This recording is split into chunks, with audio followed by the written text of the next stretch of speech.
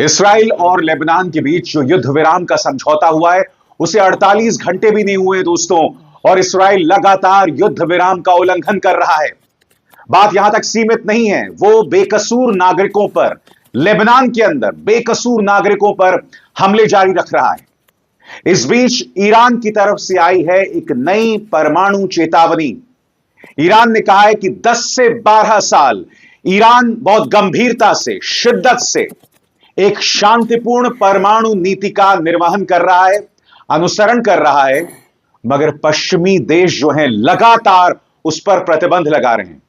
और ऐसा लग रहा है कि बावजूद इसके कि हम इतनी गंभीरता से, संजीदगी से अपनी परमाणु नीति को जारी रख रहे हैं, मगर पश्चिमी देशों को यह बात बिल्कुल नहीं समझ आ रही है। लिहाजा अब हमें परमाणु नीति बदलनी पड़ सकती है। यानी कि ईरान इस बात की ओर इशारा कर रहा है कि वो औपचारिक तौर पर परमाणु बॉम्ब बना सकते हैं। इस बीच यमन के जो हूती विद्रोही हैं, उन्होंने इस्राइल को चेतावनी दी है। उन्होंने स्पष्ट कर दिया है कि इस्राइल पर विश्वास नहीं किया जा सकता।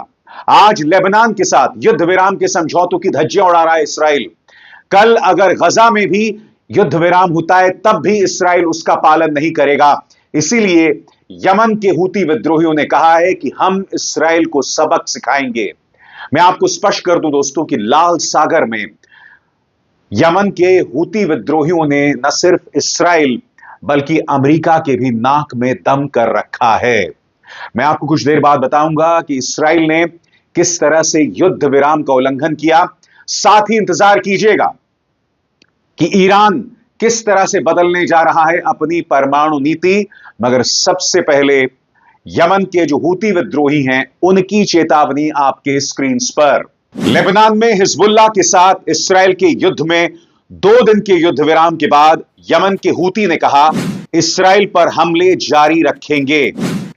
अब्दुल मलिक अल हूती, जो कि यमन विद्रोहियों का एक नेता है, उसने अल मसीरा टीवी चैनल पर कहा यमनी मोर्चे से इस्राएली दुश्मन पर ड्रोन से हमला और फलस्तीनी लोगों को मिसाइल का समर्थन अभियान जारी रहेगा। यमन के हूती जो इस्राइल और अमेरिका के खिलाफ ईरान के विरोध